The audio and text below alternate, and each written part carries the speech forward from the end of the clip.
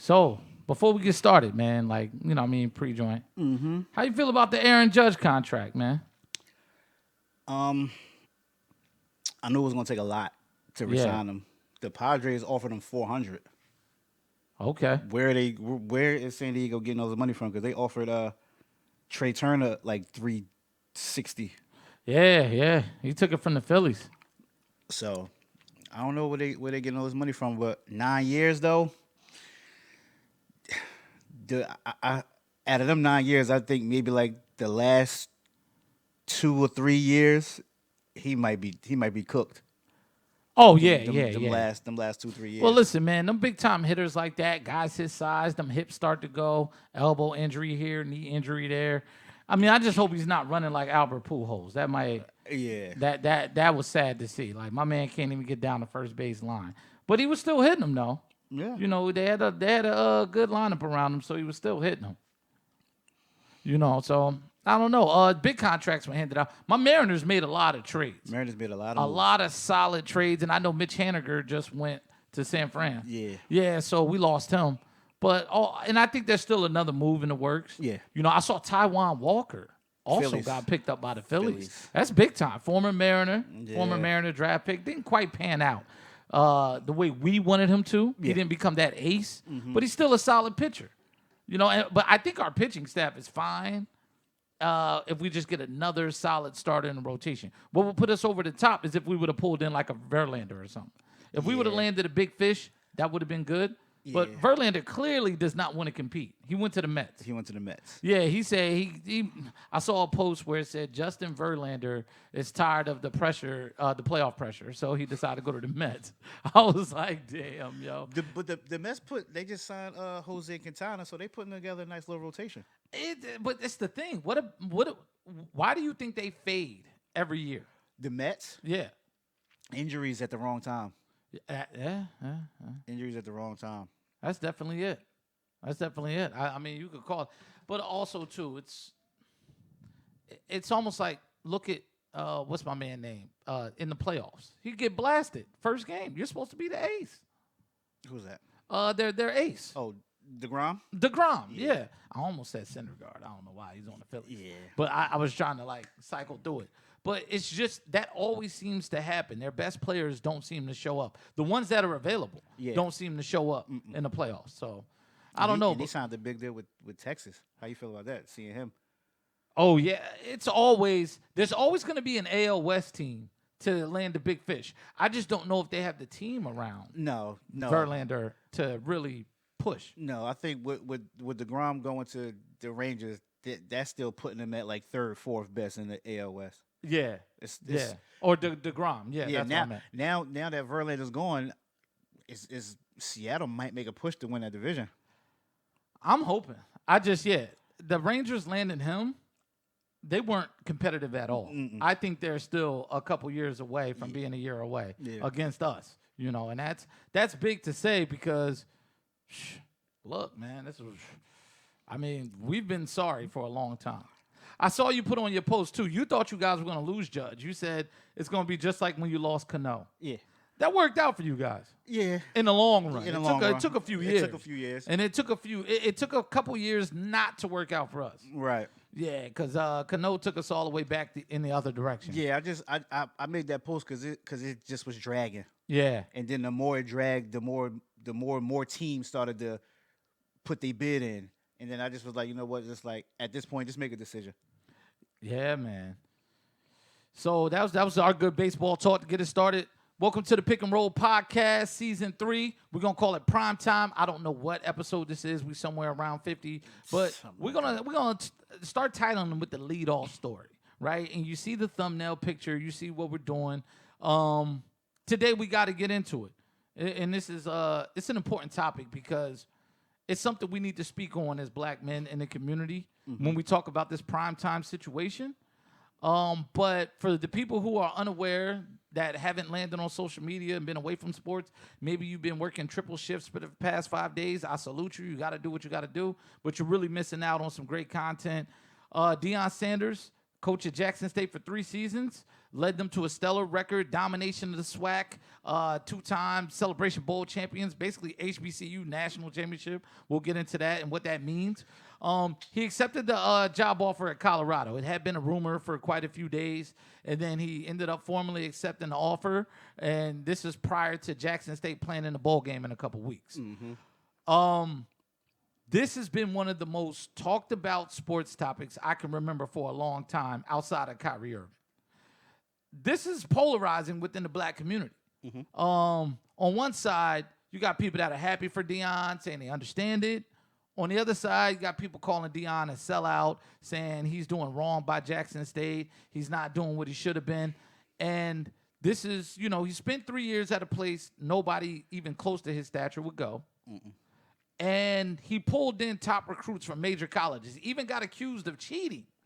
They said he was giving $1 million to players when Jackson State doesn't have $1 million for themselves. No. Yeah, so by drawing Travis Hunter, they got the offensive lineman. There's a couple other 4-star players. And then his son, Shedeur Sanders, who we'll get into in a bit, because I'm curious what you think about him as a player. But let's start here, right? Deion Sanders accepting the offer at University of Colorado. What was your initial reaction to it? It was a good move. Okay. It was a good move. Like, what do you expect? Like, do you want someone to work at McDonald's for $12 an hour for 30 years? Yeah. No, like people got to, like, the people that's calling him a sellout. You gotta realize, like, what sports and these head coaches are. When you go 11-0 in college, Yeah. I don't care what level you are. Programs are gonna call. Oh yeah. They're gonna call. He went 9-2 his second year. Yep. He went 4-2 the COVID shortened year. Still good. And 11-0 this year. So he made the right move. The right situation. Like, look, he didn't have the resources at Jackson State. Not at all. He had the resources for the HBCU, for the SWAC. He had the resources for them. Southwestern Athletic Conference, because I feel people need to be educated on how college football works. But as far as, like, getting, like, you're not gonna always, like, yeah, you got Travis Hunter, cool, but you're not gonna get, you don't have the resources nor the money to get them real big 5-star players. You gotta wait for them transfer portal guys to come down to you. Now at Colorado, you got the resources. Now you could travel. You and your coaching staff can travel to New Jersey, travel to Florida, Alaska, wherever. to sit in these living rooms and try to recruit players. Go to Samoa. It's the Pac-12. Right. So, all in all, it was a good move. Colorado, people acting like he went to a national power. Colorado was 1-11 last year. 1-11. That's my thing. Like, who can name the last great player in the NFL from Colorado?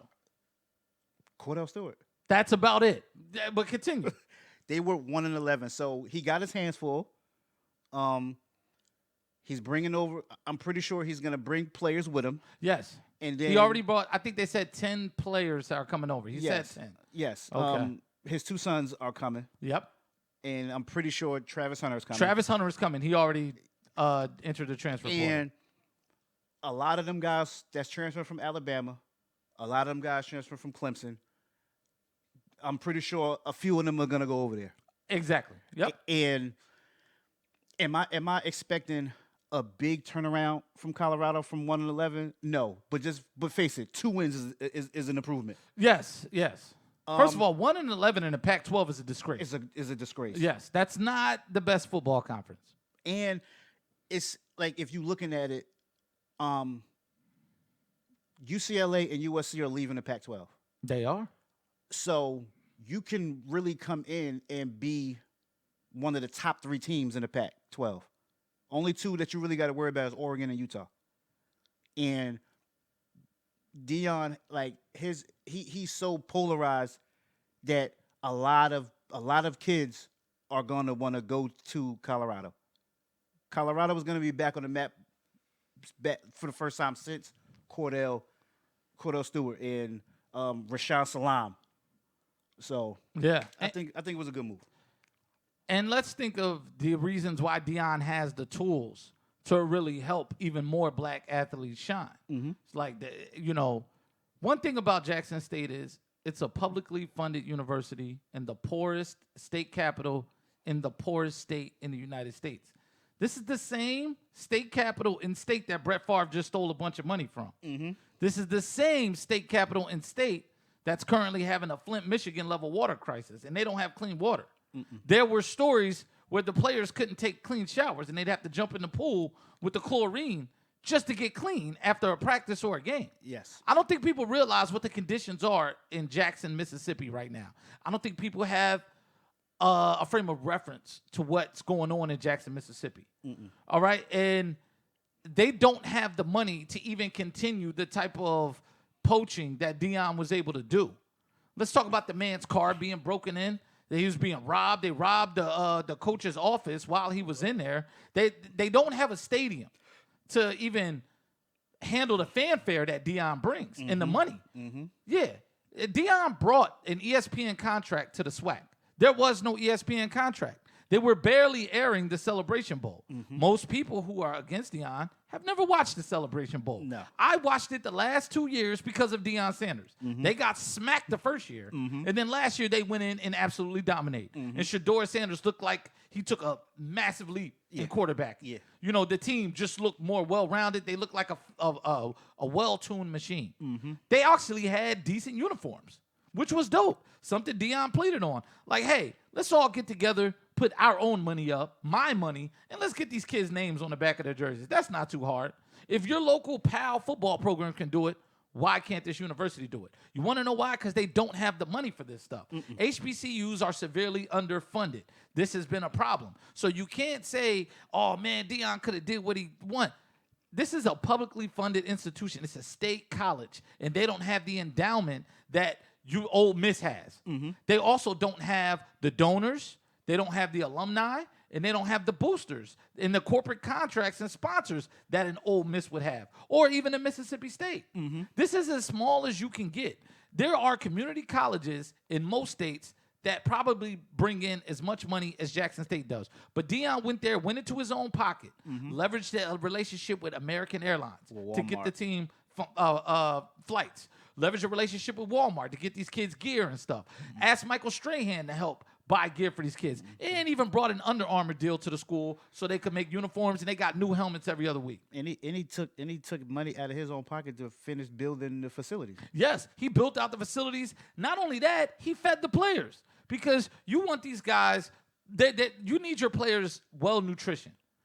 Jackson State didn't have that. They didn't have nutrition. Dudes were eating at McDonald's. I heard before Deion got there in their weight room, they had 2 weight benches. They had 2 weight benches. Now they have a state-of-the-art weight room. Before, it was worse than our high school weight room. You know what I mean? This is what you see at these lower levels and at a lot of these HBCUs. Not every HBCU, but when you're in the poorest state, in the poorest state capital, in the poorest area of the country, this is what you're going to get, especially with the limited amount of funding. This is my problem with how people are looking at this. Now, what people wanted was this utopian ideal that Deion was going to stay there for 10, 12 years, build Jackson State up into a national powerhouse, and start whooping on Alabama every year. Explain to the people why this can't happen. It just can't. It just can't. Look, Deion said it himself. There was a reporter that asked him, is he ready to go against Alabama? And he said flat out, no. I'm not gonna get my kids hurt by selling them out, taking a check, because those mid majors, they get 500,000, 300,000 to go up there. But with Deion, they would get more. Yeah. But he's like, I'm not selling my kids out for that. Yeah, skill position wise, we match up with them. Offensive line, defensive line, in the trenches, we don't match up with them Alabamas of the world. And like, it's just not possible. It's a safety risk. Yeah, it's just not. When the team is losing 72-7, somebody on that field's getting hurt. Guys are getting carted off. Yes. Like, this is not for the casual sports fan to comment on unless you understand how colleges work. And then I'm also, I got a couple layers I want to go into this. But the fact is, all right, for them to be accepted to a major conference and to actually be able to handle what comes with that, you're going to need all new facilities. What Dion did for them was put them in the top level of HBCU of the SWAC. Not even the MEAC of the SWAC. They're not even on MEAC level. No. To get to the MEAC, to even get into that high D1, you want to join a real conference, maybe not even if you want to jump up to Conference USA. Yeah, they're not even there. They're not even there. No. So let's think of the things they'll need. Even larger facilities. $50 million. Let's just throw a flat price on it. Yeah. Oh, you want a new stadium? You want a stadium like Alabama and them? $400 million. Has anyone seen the price of stadiums lately? Does Mississippi have that money? Who's going to pay for it? Who's going to benefit from the stadium? And then also, this has a prevailing effect on the HBCU when they go all in and start spending all their money on sports. I'm a person that went to an HBCU. I went to Delaware State University. It was affordable for the semester I went there. I didn't go back because they built a dorm and had to double the tuition to just offset the cost of the dorm they just built. This is 2004, and they built, I can't remember the name of the dorm right now, but it's still there. It's a huge facility. It had its own cafeteria and everything. It was something never seen before. But when I went to Del State, when I first got down there, it was like a farm. It was like a truck stop in the middle of everything. Dover, Delaware is a truck stop. But this is the experience at most HBCUs. Right. Unless you're talking about Howard or Hampton or some of the larger ones. Clark Atlanta is the same way. I know it's great. It's got a great tradition. I got accepted there. Didn't go. My brother went there, graduated from there, all that. Yo, I used to live right up the street from there. It's not the most beautiful thing. I ended up graduating from a real D1 school with real facilities, real stadiums, state-of-the-art everything for everybody. These schools don't have the funding to even get there. It would take probably Dion and a host of other Hall of Famers and probably Jeff Bezos 20 years. To save them. People, there's levels to this conversation. There's so many financial, economic, and political and legal barriers that he would have to jump through to make this Wakanda of college football. Yeah, people a lot of people that say he a sellout, they don't want to break down them layers. They just see the icing on the cake and say, "Oh, you said you were going to do this and you left." Yeah. Like, come on. And he did what he did. There's a $120 million contract that ESPN has with all the SWAC schools now to televise their games. But you had to be looking for HBCU games in order to understand that they're now being televised. Yes. Before, you had to go deep into your ESPN app and find that game. Now that game is popping up in my feed because they know people want to see it. That's because of Deion Sanders, not because anybody else. And it's going to be like that for the next 10 years because that's a 10-year deal ESPN signed. So he brought money in.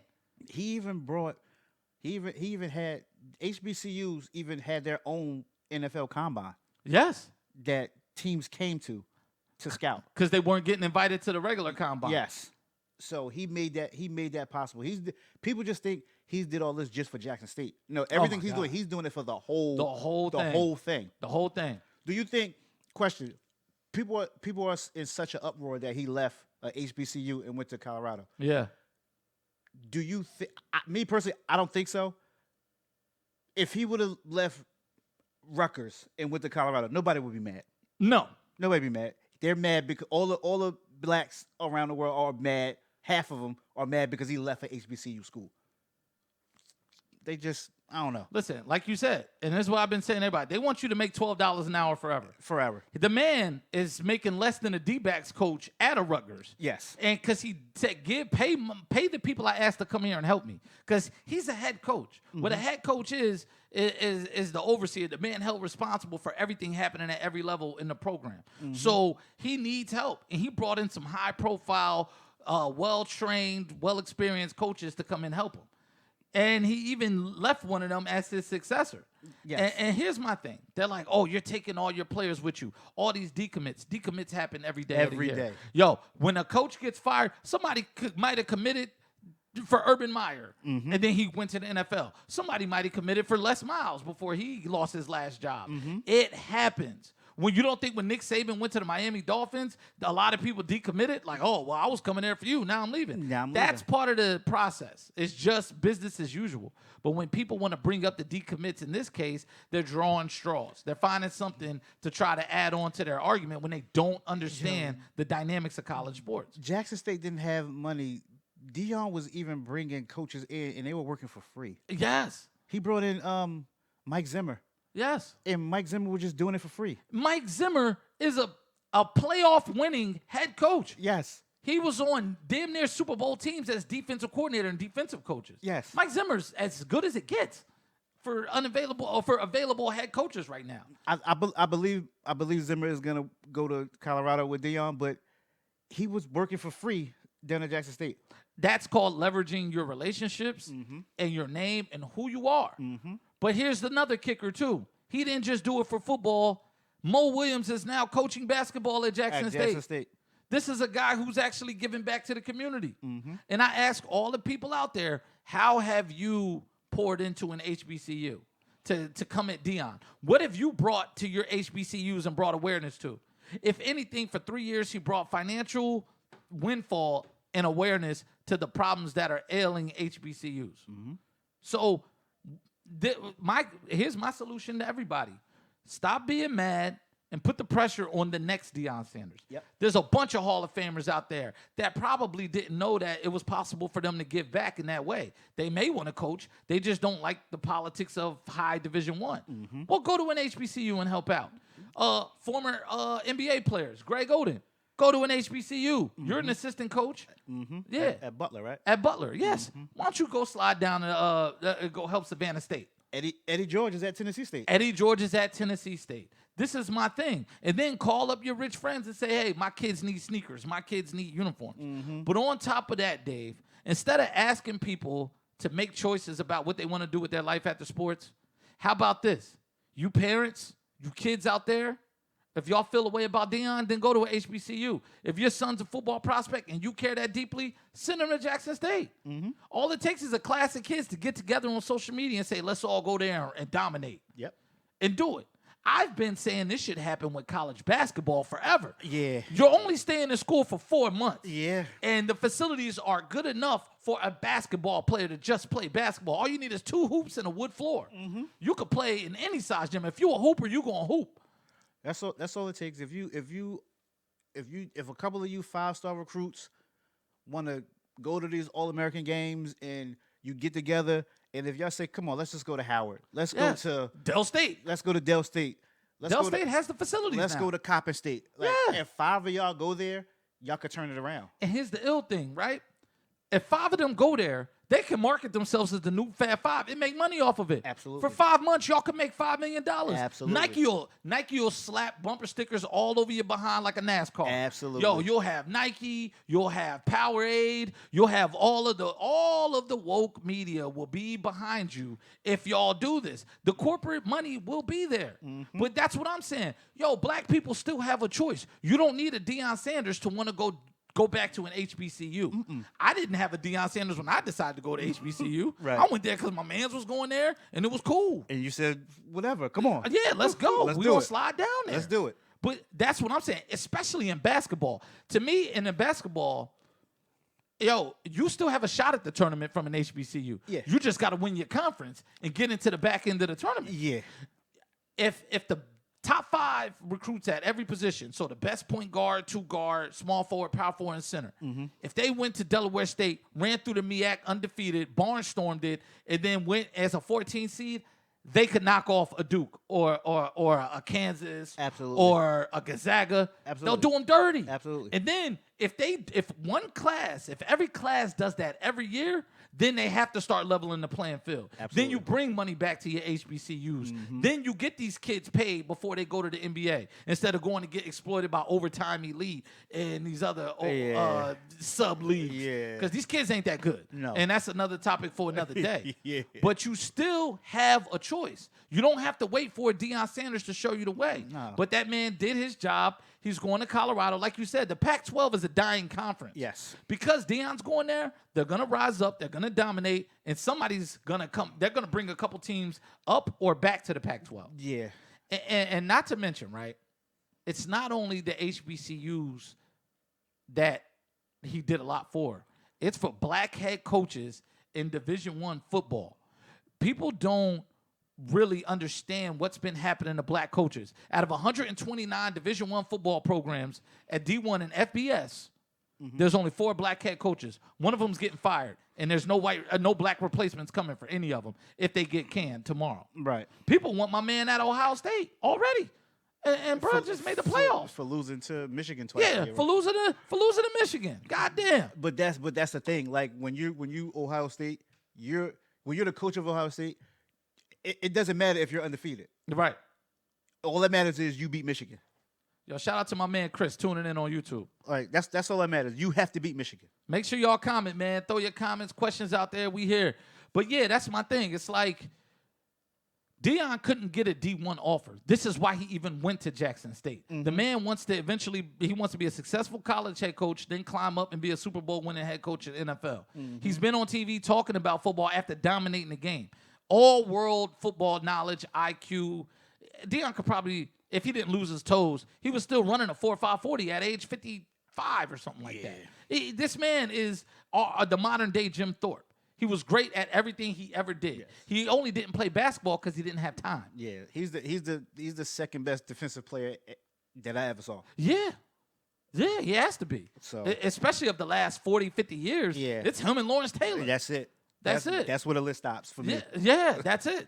As far as like being so far ahead at your position on defense, you know what I mean? He's probably the greatest corner ever. Ever, yeah. You can put that up there. Yeah. I mean, we can have the Charles Woodson. You can have He's the Charles in the Woodson, conversation, but we know Deion was better. Yeah. But you can also have Rob Woodson in there too. Yeah. We can talk about that. Yeah. But that's the thing.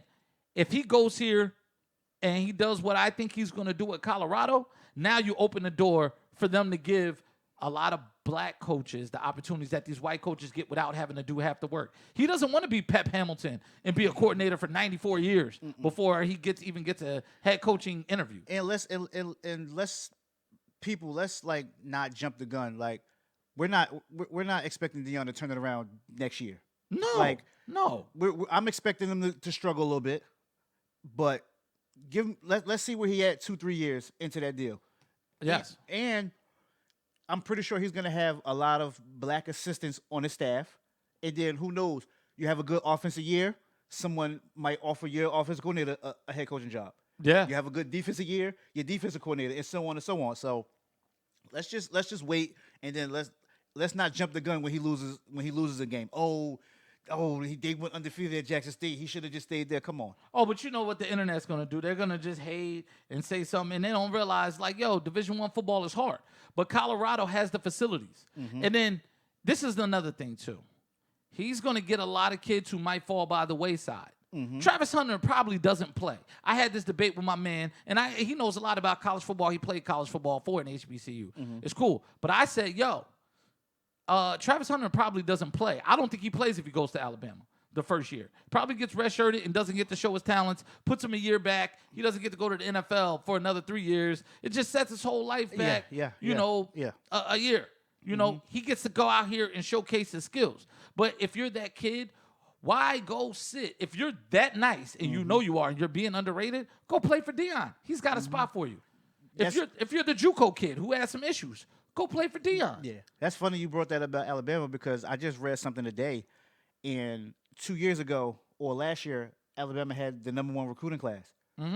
21 of those guys are in transfer portal. Yes, right now.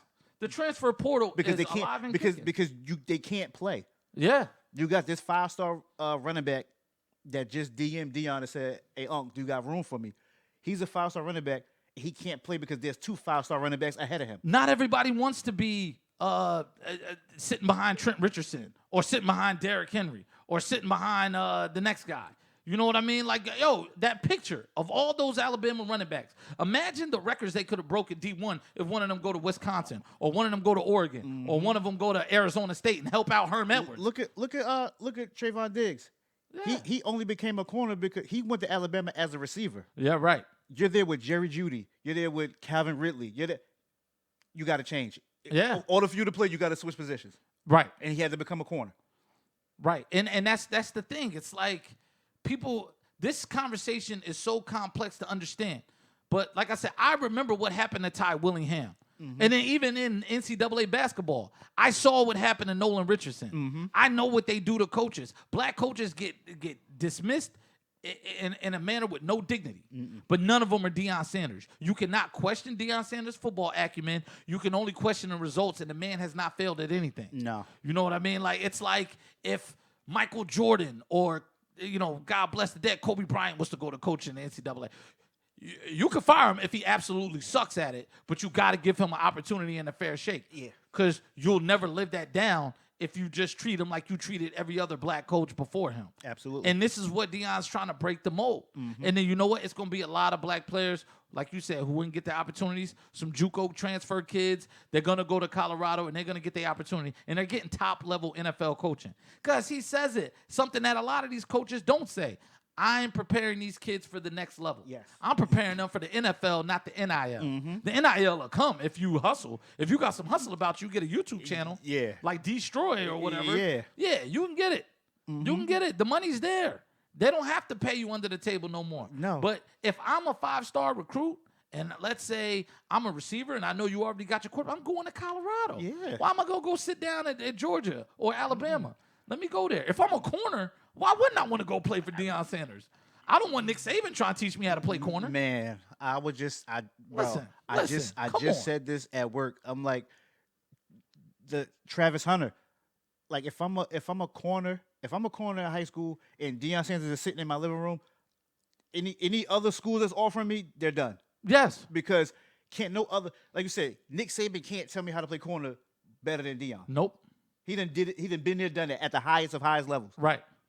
It's a no-brainer. And I'm curious to see things like with Deion, now that you're getting a higher level of talent, you're going to have real offensive linemen. Yeah. You're going to have real D linemen. I'm going to want to see how exotic his scheme is. Yeah. Like what Deion's system really is. Yeah. Because right now, he just had the players, and they open it up at Jackson State. They don't mess around. Shador's out there playing. Quick question. How good do you think Shador Sanders is? I think he's good. I think he's now. Granted, it was against lower competition. Right. They didn't schedule. You know how like all them other HBCUs, they'll have a throwaway game where they're going to play Iowa or something. Yeah. They didn't do that, but it's going to be interesting to see him against some top talent. But we know why. They couldn't protect him. They couldn't protect him. Yeah. Like there's 330-pound kids all across the board at Iowa or something like Yeah. that.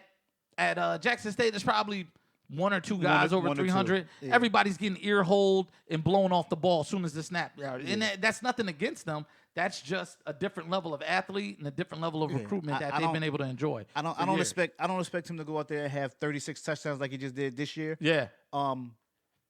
That's right now because we don't know what their team look like. Yeah, But right. But if he could go get, some of them big offensive linemen, that's going to protect. And let's see, like you said, let's see his scheme and the playbook open up.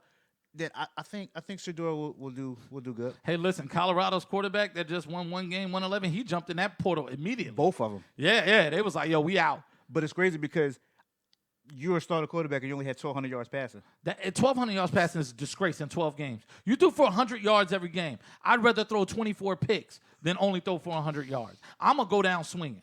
Peyton Manning, rookie year, 28 picks. Yes. I'm not doing that. No. You know what I mean? There's a way. I'm going out like a man. We're going out like men today, fellas. I'm throwing this thing. Yeah. Get open. Oh, we're down 50-0. Oh, bombs away. Yo, I'm letting it go. I'm changing every play at the line. It's going down. Coach going to have to bench me. They're going to have to transfer me after this game. And then, and it's dope because now players can play right away in the transfer portal. Yeah, That's what I'm going to love about this. And it's more anarchy and chaos. And this will help when they expand this college football playoff system to 8 teams. I think it's going to go 8. It's 12 now. So the 12 is finalized. 12. Yeah, It's 12. I thought there was 8, and then they were going to go to 12. Now it's 12. Oh, okay. See, there we go. It's 12. Now you'll get to see Deion versus Alabama, and you'll see why people can see why Jackson State wasn't going to be able to do that in your lifetime. Yeah.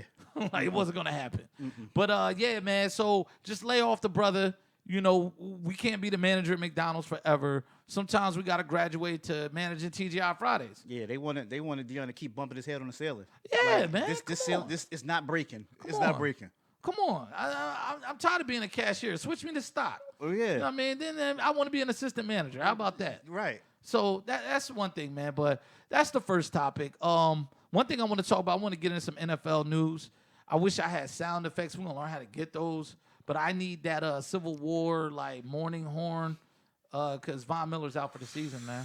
Man. I haven't I don't think I've received worse news as a Buffalo Bills fan than this. This is bad. Yes. This is bad. Yeah, it's bad. It's pretty bad.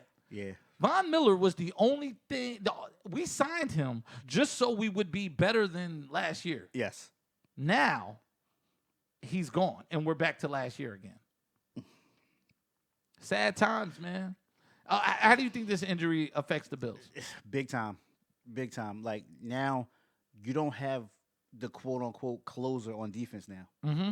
Like, Von Miller was that guy to where if Buffalo was up 3 or 4 or 7, that when you tried out your defense, you know sooner or later Von Miller is going to get that quarterback, and it's going to be on the 3rd down or Yes, 4th sir. down. Yes, You sir. don't have that now. It's not from the outside.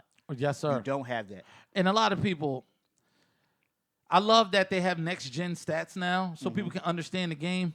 Von Miller doesn't have 94 sacks. Like, he's not Lawrence Taylor. But you know what? He's creating pressure every single time the quarterback drops pass.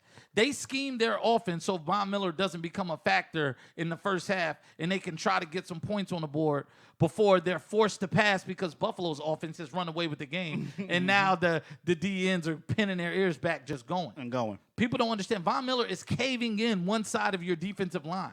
One-on-one, there's not a lot of tackles that can even manage to hang with him.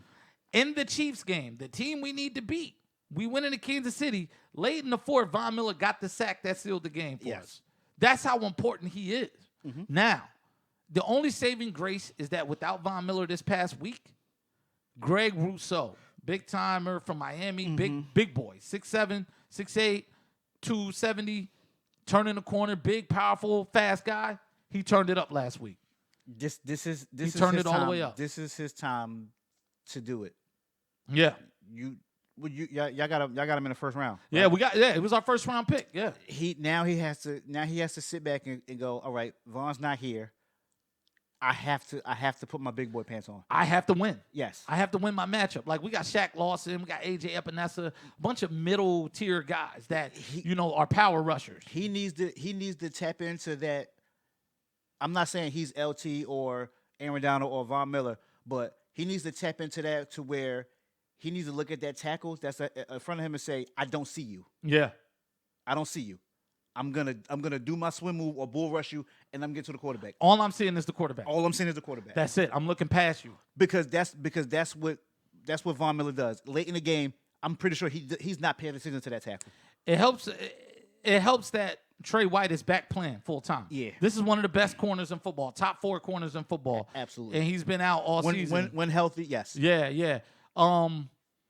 The Bills we've stabilized on defense. We're finally getting healthy on both sides of the ball. It just sucks that we lose our big free agent acquisition. Yeah. The guy we spent $120 million on 4 years over. That hurts, man. But like you said, it's crunch time, man. It's put your big boy pants on. Yeah. Here's what I'm gonna say. Now with this Von Miller news, and then what you saw between Cincinnati and Kansas City this past week, who's your favorite in the AFC to win that conference? I don't want to change my pick. I picked Buffalo to get to the Super Bowl, and that was on the backs of the AFC Championship game being in Buffalo. Mm-hmm. I've said this to you. I've said this to a couple people. The only reason why the Chiefs beat you guys in the AFC Championship game the past couple years was because the game was in Kansas City. I agree. I always believe that if the game is in Buffalo, Buffalo wins. Yeah. So I'm still going to ride it out with Buffalo because the Chiefs aren't unbeatable. No. And they got to run through their division again, so they're going to fall. We have the head-to-head tiebreaker, too. But I think now with the Raiders playing the way they are, the Raiders and Chargers have given up 2 extremely close games to them. They find ways to lose against Kansas City. But they keep losing to Kansas City in Kansas City. Kansas City has to now go to Vegas, and they got to go to L.A. to close out this year. But I don't count on the Broncos for anything. They're a football travesty. They're an abomination. They set the game back 30 years. Yeah. That Broncos defense is top tier. Yo, they lead the league in scoring, but the offense is last in scoring. Dead last. I've never seen anything like that. Russell Wilson, but I've talked about this 2 years ago on this podcast. There's slippage there. There is slippage You did. there. You definitely brought it up a couple years ago. Yeah, I definitely did. But that's the thing, man. It's like I'm looking at it. If Buffalo can hold on to the number 1 seed, I like our chances. Yeah, That's yeah, been one of our big advantages in the playoffs since we've gotten good. Mm-hmm. Hold on, real quick. They said the volume was down, so I'm gonna pump it up a little bit. Yo, thanks for the lookout, Reggie. And he just texted me and said, yo, we gotta turn up the volume. But Reg says this. He says the juice Von Miller brings is what he's hoping Ndamukong Suh brings for the Eagles. Let's talk about the Philadelphia Eagles. Are they the best team in the NFL right now? They're playing like it. I said this, right? And I'm going to give Jalen Hurts his props. He's playing far above what I think his level is. Mm-hmm. I've seen this movie before. Mm-hmm. I don't know what happens when they face real, exotic, healthy, top-tier defenses. Mm-hmm. They got 2 coming up. Teams that can really throw different looks at you, dynamic. But I have to say the Eagles are the best team in the NFL because they're the most consistent. In a year where the Chiefs dropped a suspicious game, the Bills have dropped some games to teams they should have beat, the Eagles have not lost to anybody they should have beat. Okay. Even though their schedule is not as strong as a Buffalo or Kansas City or even a Cincinnati or San Francisco, they've taken care of business. And I don't want to penalize them for beating who's on the schedule. Yeah, yeah. I've been a Bills fan. I've been subjected to that because it's not the popular choice or whatever. But I got to say they're the best team in the NFL right now. They're playing the best football. Yeah, my only issue with the Eagles is they don't put a whole game together. No, not at all. They always slack off in the second half. Yeah. They punish you in the first half. In second half, they look like they take their foot off the gas and They do. and they allow teams to get back in it. So that's my only issue with the Eagles. But other than that, like they got all the weapons. As far as like what Reggie was saying, as far as Ndamukong Suh bringing the juice, I don't think so. I think they're marginal talents. Yeah, Yeah, him and the other guy. Who else they bring? Linval Joseph. Linval Joseph. They were free agents for a reason. Exactly, and they're old. They're long in the tooth. Yeah. They're fresh bodies, so they look decent now. Yeah. But a couple weeks of people running right into them and running up Yeah. the middle, that's going to be a problem. Playing like if you got them in the game, playing against a team that has a good interior offensive line, you can like Ndamukong Suh and Linval Joseph, they can be had. Yes. So like playing against Dallas, Zach Martin, he's gonna neutralize whoever's in front of him. Yeah, and Dallas just got an old lineman back. He's back practicing. Yeah, Tyron Smith. Yeah, Tyron Smith. Yeah, that's big time. And I don't think people understand how dangerous Dallas is right now. Yeah. Because Dak is rolling. This might be the second best football I've seen Dak play other than the year they went to the playoffs and lost to the Packers when they had the bye. Then they lost to Green Bay. They against the Colts this past week, they offense was bad. I'm not going to say it was bad because the Colts are a formidable defense. They just stink on offense. They don't have top talent. No, but no, that's what I'm saying. Like Dallas's offense, they weren't really they weren't clicking. Maybe because the Colts defense was there, but when I went to bed, it was 21-19. Yeah. And I'm like, all right, this is but Dallas's defense won that game. Yes, and Micah Parsons is the real deal. Yeah. I'm here to say it. That might be the game. I mean, I'm looking forward to but non-Bills game, Dallas and Philly is the game I'm looking forward to. Yeah, if they Christmas can Eve. come out there and thoroughly dominate Dallas in Dallas, listen, I'm gonna give the Eagles the because right now it's looking like the NFC runs through them, and Dallas is the last team with a healthy QB and that has their offensive line and their defense together left in the NFC to stand in their way. Aside from Minnesota, and I think Minnesota's a totally different team than who Dallas played. The addition of T.J. Hawkinson, than Philly played. The addition of T.J. Hawkinson is major. And I think the Eagles, it's Minnesota, but Dallas more than Minnesota for Philly. I think What about San Francisco? Are you counting them out because of the quarterback situation? I like that quarterback, Brock yeah, Purdy. I like Brock. He's tough. Yeah. But if they catch a Tom Brady and it's up to a duel, because the one thing is about the top quarterbacks and top coaching staffs, they're going to unlock you no matter who you are. They're going to figure out how to get their guy going. And they're going to hit you with something they hadn't shown anybody all season. And it's going to come down between your quarterback versus that quarterback. That's where I think San Francisco is going to end up losing. Might they get to the NFC Championship? Possibly. Possibly. Possibly. But This is where I worry about Jalen Hurts, but I think the Eagles have more to offset that. It'll take a lot more from the other team's defense to force Jalen Hurts into having to beat coverages. Because right now he doesn't beat coverages. I'm just seeing the receivers win against terrible corners. Yeah. The Tennessee has no secondary, and they didn't establish their run early, so they were out of the game. And that's where I think because the Eagles and Giants play this Sunday, Yeah. and then that's where I think it's going to get ugly for us because we got a bunch of practice squad players in our secondary. But there's a level of coaching that the Giants have this year. They've been prepared for every single game. Y'all haven't been Except for Detroit. except for Detroit, yeah. But that was what how many injuries? Yeah. 94,000 injuries. Everybody. The Giants are a little more healthy than they were, and also you guys just got that tie. The game is less critical because there's a tie on your record, so it's going to help you get into the playoffs. Yeah. So as far as the teams that you're going to, you would have the most trouble with trying to win, the tie helps a lot. Yeah. So this might be a game, honestly, you could drop. Looking ahead, you say, hey, are the Eagles really worth it? Do we rest a couple guys and get ready to take 3 out of our last 4 and get into these playoffs on a roll? Because this season is already an overwhelming success for the Giants. Oh, yeah. And in another draft year, now the NFC is a dogfight from beginning to end. And like Or the NFC East. And I'm getting Cowboy fans, I'm getting Eagle fans. Like everybody is like, oh, y'all lost. And I'm like, look, if you know me and for those who saw this podcast, what I said when the schedule came out, the Giants going to win 7 games. Yes, you said that. We're at 7 now. Yes. Anything after this is found money. Uh-huh. And then I also said, I'm not really looking for us to get to the playoffs this year because I figured 7 and 10 we were going to be out of the playoffs anyway. I was saying we would make the playoff next year. Yeah. So we're above and beyond of what I expected we were going to do this year.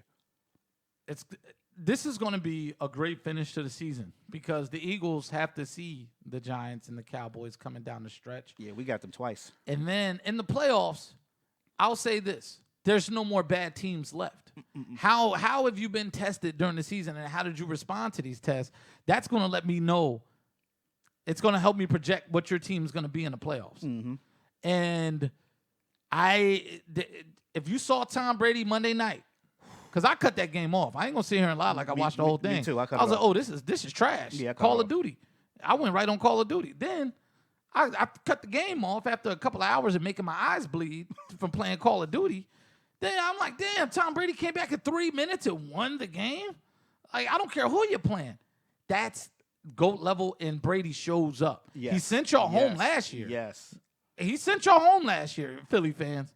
I'm just here to say there's no bad teams left. There's no bad teams left. Hope you draw Seattle in the first round for your sake. Hope you draw, I don't know, Washington Commanders for the first sake. You might draw them in the second round if they get lucky and make it out. But most likely in the second round, Dallas is coming to you, or even New York, or what you call it? Who did I just say? Minnesota. San Francisco. San Fran. Somebody's coming to you that can really play football. And it's up to Jalen Hurts to win that with his arm. There's certain throws I still need to see him make. There's certain plays I still need to see him make. Yeah. So that's it for that. You know what I mean? My Super Bowl prediction was Bills and was it Bills and Rams? Mine was Bills and Rams. Mine was Bills and Rams, and the Rams are far out of it. And they just signed Baker Mayfield. Real quick. Yeah, I did see them sign Baker Mayfield. That's very interesting, by the way. Because he might end up playing this Sunday, they said. Thursday. Yeah, Thursday. Tomorrow, yeah. Yeah, he might end up playing tomorrow. Real quick, OBJ, where do you think he goes? Because I don't like the fact that the man is saying, I'm not working out for nobody. Who do you think you are? The only person that doesn't have to work out for me is Michael Jordan. Michael Jordan, you're signed, buddy. Don't even worry about it. I don't know. Somebody's cut. It's up in the air now with the reports that was coming out of Dallas, where someone leaked the medical reports, and Jerry Jones was saying that he's not confident in signing him. I don't think Dallas needs him. I think he's a luxury item in Dallas. Yeah. Because I think CeeDee Lamb is the number 1 receiver, but that's another conversation for another day. I don't think Dallas needs him. No. They need to run the ball with Tony Pollard. I don't. Does Buffalo need him? He would help out because last year we had 3 guys that were number 2 or higher that could play the outside and inside. It was Emmanuel Sanders. We don't have that anymore. No. Our slot receivers are like midgets right now, but we just signed John Brown, who was our number 1 receiver Couple the years year ago. before, Yeah. before Diggs got there. So I think they said we're getting out of the Odell Beckham sweepstakes unless he comes down on his price. So that leaves the Giants. Yeah, because we restructured Tre'Davious White's deal this year to create $2.5 million of cap Yeah. space. So that leaves the Giants. Yeah, we're not getting stuck up by him. I don't. It doesn't matter if it's OBJ or not. I just need a receiver that can use his hands. Yeah. Slayton is still iffy in my eyes because this is 2 years in a row against Washington. He drops a pass that we could win the game. Yeah. What's the kid we got from Buffalo? Hodges. Yeah. I'm starting to like him. Isaiah Hodgins, man. I'm starting to like him. That hurt us, putting him on the practice squad and signing a couple guys that haven't even touched the field yet. Curious roster moves by Buffalo, but whatever. We're 9-3. I'm cool. Yeah, I'm starting to. He's starting to grow on me. Yeah. Every game I'm starting to see him. He's getting separation. I mean, so I'm guessing it's coming with like more reps. Yeah. So he's starting to get more comfortable, and he knows the system. He's a young guy. So I like him. But OBJ could come in and he could take pressure off of Hodges. He could take pressure off of Slayton. Yeah. And people are going to love that he comes back to New York. Yeah. You're a yeah, Super Bowl champion wide receiver. I just hope his knee holds up. Yeah. And he's one of the guys saying that this turf is taking ACLs. And in the last 2 weeks, we've seen about 4 major players go down with knee injuries. But you know what's crazy with OBJ? He's saying he said we need to get rid of it when Sterling Shepard tore his ACL. Yeah. But then OBJ, you tore your ACL twice. Once in the Super Bowl on turf, Yep. and then once in Cleveland on grass. On grass, So- yeah. Yeah. So it really doesn't matter what surface you're playing on. If it goes, it's going to go. Totally sidebar. We're not going to stick on this, but I just think that football should be played on grass. Yeah. Yeah. That's it. Just play it on Yeah. grass. Everybody can put grass everywhere. I have grass outside of my place, a little bit of it, and there's grass everywhere. But these teams are worried about because they do other stuff, the circus and this and that. Yeah, and the concert, and they don't want Beyonce concert, and- Kevin Hart's tour. and they know grass will get destroyed. Yes, it so they will. want to put this. But like I'm with you. Like football is meant to be played on natural Exactly. grass. In every weather, in every climate, on grass. Yes. You know what I mean? But yeah. So let's move on to some NBA right quick. You know what I mean? We're moving along. Right now, who's your MVP in the NBA? That's tough. I'm gonna give you mine right now. That's tough. And Go ahead. I am not a huge fan of his, but Luka Doncic is probably my MVP. Yeah, I was leaning towards him, but I just wanted to put other guys in there but The only other one who I say, if I had an official vote, I'd have to give it to him because they're the best team, is Jason Tatum. yeah. Because Dallas doesn't quite have the record, right? Mm-hmm. And I'm not the give it to the best player on the best team guy. But without Luka, they absolutely Terrible. yeah, like Yeah, that's terrible. San Antonio Spurs lost 11 straight games. They're tanking. Yeah. They take it for Victor Wembanyama, whatever. his name Exactly. is. He's in Victor. He's a Spur kind of guy. He is. Overseas. A finesse 7-footer. Yeah. Just what the Spurs been looking he's, for. He's that. He's a Spurs kind of guy. Just what Pop ordered. yeah. So, But yeah, Luka is I can see that. last night Luka was putting on a show. Yeah. And I thought he only did it in Dallas, but this is also Sunday. Was it Saturday? He helped me win some money. He walked in the garden and put it on the Knicks. I'm talking about embarrass the Knicks. It's not hard to do. The Knicks are a dumpster fire. They're hard to watch. It's just tough basketball to watch. Ooh. But I'm like, between Steph Curry, Luka, and Jason Tatum, I don't know I'm seeing many great individual top performers this year. Those might be the 3. Ja is up there, but Donovan not Mitchell's like those up there. guys. Donovan Mitchell is, right? But I feel like his points are empty calories. Okay. Explain. I just feel like Well, when they needed them. They needed all them points last night. They did against the Lakers, yeah. But I feel like when he scores 35, it's not as impactful as when Luka scores 35. Yeah. Like Luka scoring 35 is either keeping them in a game that they have no business being in, Yeah. or flat out blowing the doors off of somebody like New York. You know what I mean? But I feel like Donovan Mitchell, and for me being a sports bettor, he hits his parlay every night. Like he'll score the 25 or 30 points. That you need them to get. But Cleveland's not. I'm just not impressed by them yet. I feel like they're one of those teams early on in the season, they're going to show great returns, but I want to see them in the guts of the season once the veteran teams start to pick up and play a little bit harder and they get healthy. So do you have this feeling that this Cavs team with Donovan Mitchell in the regular season is like the Utah team that he was on? He's gonna put up numbers in the regular season. They're gonna win some games, probably get a high seed in the playoff come flame out. Yes, and I stick to my theory. A little man can't be your best player if you have a chance at a championship because he can't give it back defensively. When they play Boston, who's he going to guard? And you can't hide him because Boston has a full lineup of guys that if they play Brooklyn, who's he going to guard? Because you're only playing 8 or 9 guys most of the time. Who's he going to guard? As far as like their Brooklyn's top players, Yeah. He's not gonna be able to guard the top players, so they'll stick him on Joe Harris or Steph Curry. I'll put it to you like this. Philly gave him a hell of a game the other night. And they're down. They were down Tyrese Maxey and James Harden. Who's he going to guard? He couldn't guard Shake Milton. This is what I'm saying. Donovan Mitchell, I hate it for him.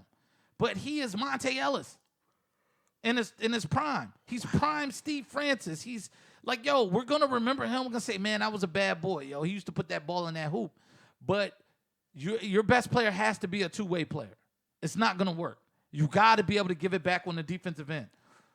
Jokic, if he could play defense and you didn't have to pull him off the floor in the last 30 seconds when it's time to be strategic, the Nuggets would be a Western Conference contender. But they're not because you can't. And that's my whole thing. Steph Curry is the rare centerpiece. Like Isaiah Thomas. I think you could keep Jokic in the game late in the fourth quarter. It all depends on the matchups. Like if they're playing the Sixers late in the game, then you can't because Joel's gonna kill him. Yeah. If you're playing against the Wizards and Porzingis, you can because Porzingis want to shoot jump shots. But we're talking about in playoff time. Most of these teams have big men that get busy. Well, you could play in the playoff series against Memphis. If Steven Adams is still in the game, you could keep Jokic in there. Yeah, but if you put him in a pick and roll against Ja, he's toast, and that's the problem. You got to pull him off the floor, and that's I think that's something that's highly underrated. It's like, but this is why the Suns can't win. But going back to the high pick and roll, you could leave him in there because when Steven Adams goes to set the screen, Jokic could back up. We got our first LeBron comment. We'll get to that. All right, Reggie, we'll get to that. Jokic could back up and give Jamal Murray time to get back to Ja because you don't fear Steven Adams beating you. Yeah. So, but I get you. Yeah. I just think that it's like Trae Young too. I think he's going to need a real big man. The perfect player to play with Trae Young probably would be a Joel Embiid. Because Trae Young, but Tyrese Maxey does a lot of the things Trae Young does, except he doesn't score he's not as prolific a shooter or scorer, but he's up there. He's up there. He's a superstar in the making. Yeah, he's gotten better every year. Yeah, but also Maxey can stay in front of people defensively, and I think that's something that Donovan Mitchell just can't. His feet just don't work defensively the way a Marcus Smart does to be a difference maker on that end of the floor. Maxey's not a defender. Yeah, but he's quick enough to get, if he's beat a little bit, he can get back. Yeah. And he can get off the he can get physical. And that's what I said. So, and as a little guy that still plays ball, it really pains me to say this. I hate it. It's like Dame Lillard. I hate it, but it's the truth. Like, unless you get a real legit big man, you're not going to be able to do it.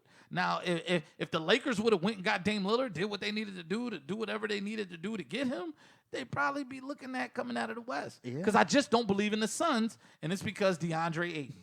And I'm glad Patrick Beverley shoved him. We missed that week. But it's all good, baby. It's like you're not a real big man.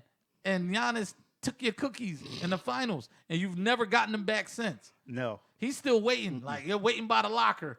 Yo, I'm gonna get this guy one day. Yeah, I'm gonna get him. He's that dude on the couch in Belly. Yo, I'm gonna get you, yo.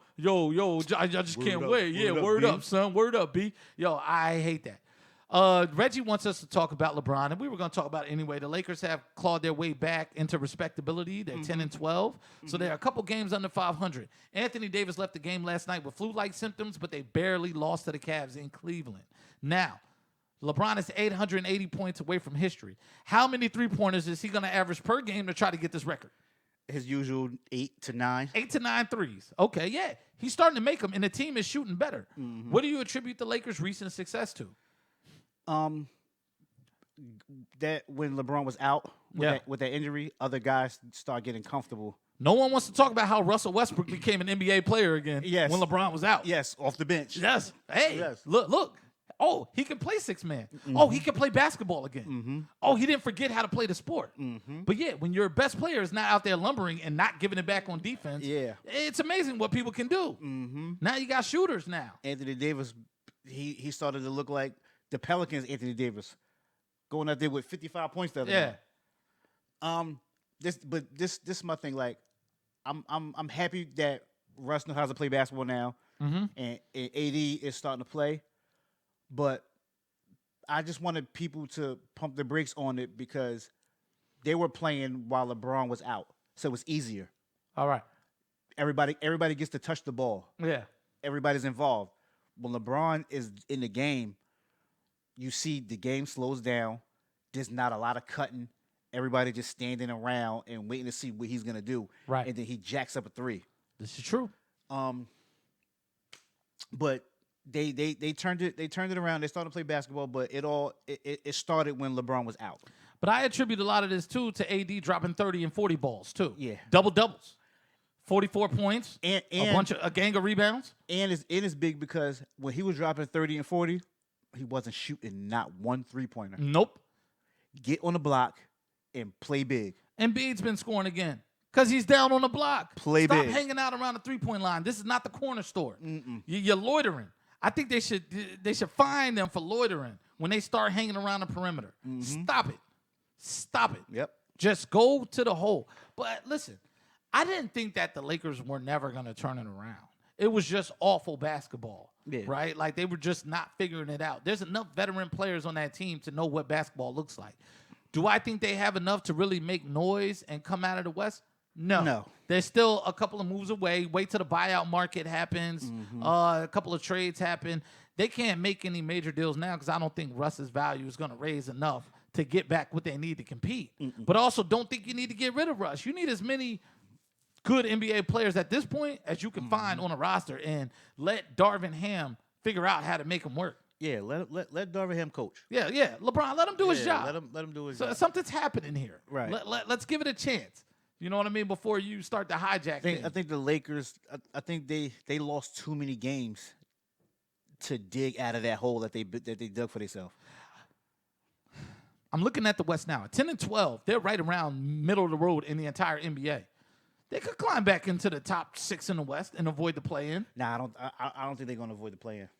We'll see. Next week, the teams are able to start trading contracts that they just signed. It's 45 days into the season. Patrick Beverley, you're on the clock. Yeah, you are on the clock, sir. Yo, shout out. We got more people. Yo, Reggie keeps trying to correct us. We weren't talking about the Sixers and Nuggets playing in the playoffs, right? With Jokic, we're talking about the type of big man that he can be able to compete with late in the game. This is why he gets pulled off the floor when when the game is down to 1 or 2 possessions and teams are calling timeout after every miss or make, trying to get the ball back and get their last second plays in. This is what we're talking about. We know they're not going to play in the playoffs, but they could also meet in the finals, and that would be an issue. But they're most likely not going to meet in the finals because the Nuggets aren't getting that far. No. But I just wanted to, for the correction audience out there. Sixers aren't either. Hey, yo, listen. Tyrese Maxey has to get healthy, but James Harden came back the other night, and they lost a lot of the movement and the tempo that they had without him. James Harden, when Maxey has to come back, James Harden has to be spot-up shooter and facilitator. That is the way this is going to work. James Harden could be J.J. Redick. He could. Just be able to do it off the dribble. He could do that. But Maxey is going to be your guy that's going to create movement, and he needs to be the pick and roll partner with Embiid, not James Harden, unless Maxey's off the floor. JJ Redick, as far as like the standstill shooting, because he's Spot not up. because he's not running around off screens. It's not that he's going to run around on screens, but Maxey causes a defense to collapse. Embiid causes a defense to collapse. We need to be able to kick it to Harden, and Harden's got to be able to put up a viable three-pointer, which we know he can do. He's one of the best three-point shooters all time. I think he's like third all time. You know what I'm saying? He'll probably be second by the time his career is done. But he would be first if Steph Curry wasn't an alien. Yeah. You know what I mean? But that's my thing. Like, it's just at this point when Maxey comes back, we see how potent he is. We see what Shake Milton is capable of coming off the bench. It's time. It's time for you to change your role and to be a different player. These players are too young and too athletic for you to continue to play the same type of ball, you know, that you've been playing. Right. You know, the Sixers need tempo back. George Niang, you were the only person in the world to say that Niang was a major pickup. And I got to give you credit. Niang is one of my favorite players, and he's one of the best damn shooters in the NBA. My man puts him up, and he makes them. And he ain't got all the athleticism, but he gives you what he has on defense. And I even seen him throw down a couple dunks in traffic. Yeah. So He's a school bus. yes. Yeah, they call him the minivan. George Niang. He's dependable. Yep. He's reliable, rolling over those potholes. Let's see. We got more comments here. Yo, shout out to my man B-Mac. Shout out to Warren. You know, Drench Radio. What's going on, baby? Yeah, man, we toward the end of the show. Real quick, I'm going to hit you with some quick notes. Should Tyson Fury have been fighting a 32-11 fighter? Nah. That was a disgrace to boxing. I mean, but then there's not many heavyweights left. Do you want to see another Wilder Fury? I mean, that's what it's That's what it's looking like. That's what it's going towards. Because Fury doesn't want to fight Usyk. No. He doesn't want to fight him. He was talking trash to him, but he doesn't want to fight him. He doesn't want to fight. Yeah. That's over with. No. That's over with. We're looking at the Hawks and the Knicks right now. Hawks are down 12 to the Knicks in the first quarter. Trae Young missed the game because he's beefing with Nate McMillan. Do you see this relationship being repaired? They'll get rid of Nate before they get rid of Trae. I think so. But Trae's out there though. Yeah, he's out there tonight, but he missed the he game missed the other the night, game, and they yeah. won without him. Yeah. Yeah, and then he's complaining that people need to. This is why things never get resolved because this stuff should stay private. How about you just come to the game with your team and nobody's gonna ask a question? Absolutely. This is what I'm saying. You're talking about people leaking information. You didn't show up, and you're the highest paid player on the team, sir. Yeah. You're a supermax guy. Yeah, you need to show up. Yeah, it's ridiculous. And yeah, that's pretty much all I had, man. I just want to hit you with a couple quick hitters. I just think it's ridiculous that Tyson Fury was fighting the guy that makes my food when I go downtown to get something to eat. And it's the third time they fought. I'm tired of this. I'm just tired of boxing. It's like all of those European heavyweights, they're all tomato cans. Yeah. Anthony Joshua was a good looking tomato can. He's a model. A boxing model. He's a model. Yeah. Tyson Fury, they offer him to fight. Anthony Joshua is the Dave East of boxing. Yo, you look like you can rap. And you know what? The ladies like you. You don't like Davies? No, I'm not a Davies fan. This is not a hip-hop podcast. I don't want to do this. A lot of rap opinions been getting people in hot water. I don't want any problems. Yeah, because I've been seeing y'all heated Willenboro beef battle debates. Listen, we're trying to get bigger. We're not going to talk about the haters, all right? There's a lot of hate. Shout out to C. Wright. Shout out to Drench Radio. He started all of that. Shout out to C. But, Wright, man. yeah, That's my guy, Dr. C. Yeah, Dr. C. He's not a doctor. Oh, he doesn't have a degree, but he's still a doctor. Yeah. I think that's his saying. But yeah, man. Anything else you want to chop it up on, man? Before we get out of here? Nah, man. We touched on everything, man. Yeah, man. So make sure y'all like, share, and subscribe. We are back. Hopefully the sound quality picked up. Thanks, Reg, for the lookout. I didn't realize because we do this live. So we stream to YouTube. We stream to Facebook from the Restream app. And these episodes will be posted. They'll be live. You can go back and watch them. We're going to try to we made some adjustments today to move the discussions along a little bit smoother. And I think it went well for us today, man. Yeah. This was nice and smooth. And we got y'all out of here at a decent time because we know Reggie be falling asleep. Yeah. At the keyboard. And my Pops, too. So shout out to Pops. Shout out to everybody. Yo, we'll be back next week with another episode. This is Pick and Roll Podcast. We gotta get a guest on here, man. Yo, anybody wants to come through next week? Let's do it. Yeah, we gotta get come a guest through. on here, man. I got 2 more mics. I got all the space in the world for y'all to be on camera. I got chairs. I got all kind of stuff. We can flip this around however. Yeah. So anybody want to be a guest, we'll get the topics together. We'll make this a good time and have a lot of great discussion. And you can also call in. We can do this on here. So Yeah. we can give you a link. You can stream yourself in and sit wherever you are at the podcast. I would just like to ask that you have a decent background and good sound capabilities. Don't That's have no porn in the background, man. Yeah, yeah, Just keep it. Just kids are watching. And don't be in your backyard with like a truck going by Yeah. or somebody shooting a fair one outside your window. I don't need to hear all that. Yeah, we don't need to hear all that. Yeah. We're not doing that.